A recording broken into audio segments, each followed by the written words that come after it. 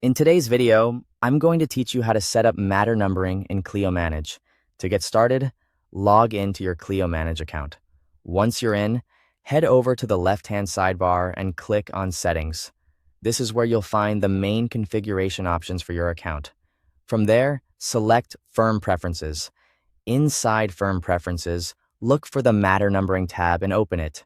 This is the area where you can control how matter numbers are generated for new matters going forward. Once you're on the matter numbering page, choose a numbering template from the drop-down menu. This template gives you the basic structure for how your matter numbers will appear. Depending on your firm's workflow, you may want something simple and sequential, or something that includes more identifying information. If needed, you can also select an additional field under Customize with additional fields. For example, you might choose a field like client number to make your matter numbering more specific and easier to track. This part is optional, but it can be useful if your firm wants matter numbers to include more context. Next, use the editor on the right to customize your numbering format. This is where you can build the exact layout you want by adding separators, text, or any available fields. Take a moment here to review the structure carefully so the final format matches your firm's preferred naming convention.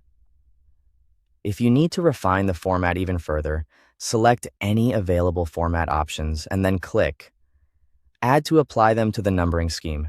This helps you fine-tune how the numbering appears, especially if you want consistency across all new matters. You may also see some optional settings on this page. If appropriate, you can enable features such as having the Update Matter Name or Number option turned on by default. You can also set the next matter number, which is especially helpful if you're continuing from an existing numbering sequence.